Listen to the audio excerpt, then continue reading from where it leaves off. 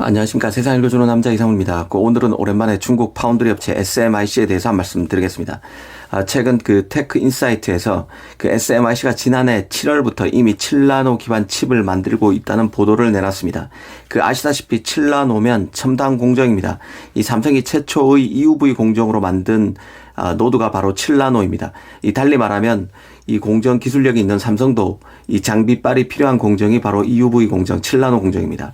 TSMC의 경우는 7나노도 기존의 불화아르곤 ARF 광원으로 구축했습니다. 이런 실력이 필요한 공정이, 이 기술이 필요한 공정이 바로 7나노인데요. SMIC가 EUV 장비도 석으로부터 받지 못하는 상황에서 7나노 칩 양산, 출하에 성공했다는 기사가 나서 관심을 끈 것입니다. 일단 공정부터 한번 생각해 보겠습니다. 이 사실 파운드리 제조 공정은 메모리와 비교할 때 필요한 장비 종류는 비슷한데 이 종류별로 갖다 놓는 장비 대수가 다르다고 이해하시면 쉽습니다. 이 파운드리는 메탈 공정이 많습니다. 안에서 구리로 연결하는 배선 작업이 필요합니다. 이와 관련한 공정이 많다는 뜻이고, 이 공정이 많으면 관련 장비도 더 많이 필요합니다. SMIC의 경우는 미국 반도체 장비 입고가 가능하긴 합니다. EUV 장비는 받지 못하는 상태이지만 지난해 상반기 2021년 3월이죠. 미국 정부가 14나노, 28나노 등 성숙 공정을 구축하는 데 필요한 미국 반도체 장비는 SMIC가 수입할 수 있게 해줬습니다. 워낙 칩 부족 사태가 심각한 상황에서 전 세계 파운드리 점유율 5%가량을 차지하는 SMIC를 완전히 묶을 수는 없다는 정치적 판단, 정부적 판단이 작용했을 것입니다. 어찌됐든 SMIC는 현재로서는 공식적으로 14나노, 더 나아가서 12나노 공정까지는 가능한 상황입니다. 하지만 테크 인사이트 보도처럼 7나노는 어려운데요. 왜냐하면 7나노부터는 ASML의 EUV 장비가 필요하기 때문입니다. 앞서 말씀드린 대로 TSMC는 EUV 장비 없이 7나노 공정 구축이 가능합니다. 하지만 이건 TSMC니까 가능한 것이죠. EUV 없는 7나노 공정 구축은 파운드리의 공정 기술이 더 좋아야 합니다. 안 좋은 장비로 더 첨단 공정을 구축하는 것이기 때문에 더 어렵습니다. 즉 EUV 장비가 없으면 기술력이 딸리는 후발업체 입장에서는 7나노 공정 구축이 안 된다는 뜻입니다. 이 좋은 차로는 빨리 달릴 수 있지만 후진차, 기술력이 더 떨어지는 후진차로 빨리 달리려면 드라이버의 운전 기술이 더 좋아야 합니다. 이거는 같은 이치죠. SMIC는 어렵다는 뜻입니다. 이 장비가 후질수록 공정 기술이 좋아야 합니다. 수율은 곧 공정 기술인데요. 장비 수급에 차질이 빚어지면 공정 기술은 더 좋아야 합니다. 그래서 중국 SMIC가 더 크게 성장하기는 한계가 있다는 얘기가 계속 나왔던 것입니다. 그런데 테크 인사이트를 보면 이미 SMIC는 비트코인 채굴용 7나노 공정 칩을 생산해서 지난해 7월부터 출하하고 있는 것으로 나옵니다. 눈에 띄는 것은 이 공정이 TSMC 7나노 공정 기술의 복제품에 가깝다고 이 매체가 봤다는 것입니다. 이미 TSMC는 SMIC를 상대로 자사의 기술을 뺏겼다며 두 번 고소한 상태입니다.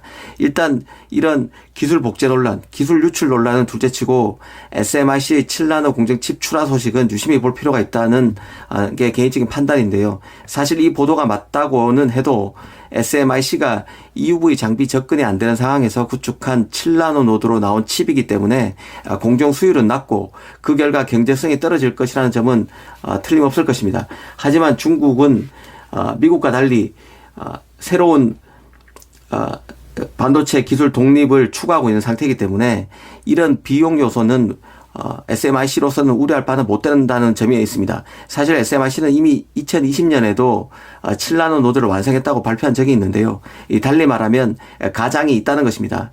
또 뻥튀기가 있다는 거죠. 하지만 중국 반도체가 보여주고 있는 최근의 성장세, 그리고 파운드리에서도 이미 중국 점유율이 세계 시장에서 10%를 찍은 점 등을 두고 감안한다면 이번에 보도된 코인 채굴용 7나노 칩의 실체가 궁금하지 않을 수 없습니다.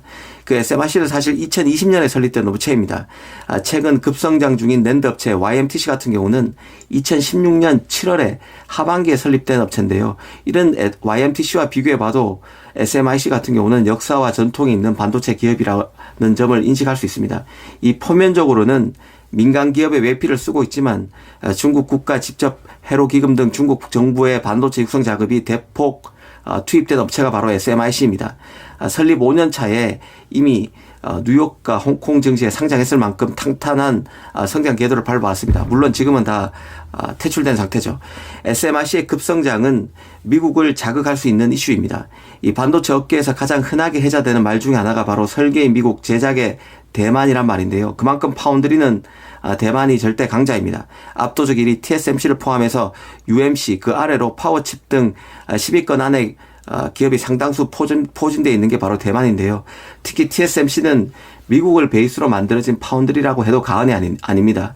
인건비가 비싼 미국은 일찌감치 자기들의 설계도에 따라서 반도체를 만들어줄 파운드리가 필요했고, 이 장중모, TSMC의 창업자인 장중모가 이런 미국의 니즈를 파악해서 자국으로 다시 대만으로 건너가서 만든 업체가 바로 TSMC인 것이죠. 그런 맥락에서 보면 TSMC가 미국의 내노라 하는 팹리스, 가령 인텔, 퀄컴, 브로드컴, 애플 등의 지원을 등에 업고 최고의 기업으로 성장했다는 것은 일면 당연한 것입니다. 한편으로 TSMC는 중국과 같은 뿌리인 대만 기업인 것도 사실입니다. 그래서 미국에 밀착돼 있다 하더라도 다시 어떤 기회가 생기면 중국에 붙을 수 있다는 의심을 원초적으로 받을 수밖에 없는 기업이 바로 TSMC이기도 합니다. 정책성이 그렇다는 얘기입니다. 그래서 TSMC가 아무리 나는 미국 편이라고 결백을 주장하더라도 이런 의혹은 말끔히 해소되기에는 원초적으로 한계가 있습니다. 중국 파운드리 SMIC 성장은 결국 다시 미국의 강한 제재로 연결될 개연성이 있다는 생각입니다. 이런 위기감 때문에 SMIC는 TSMC 기술자를 빼내와서 미세 공정을 완성하는 데 더 주력할 것입니다. 지금 치포 동맹, 대만, 한국 이런 것들을 묶으려는 미국 정부의 의도도 바로 SMIC 성장 이런 것과 다 결부되어 있는 것이죠. 앞으로 SMIC 성장을 유심히 지켜볼 필요가 있다는 생각입니다. 감사합니다.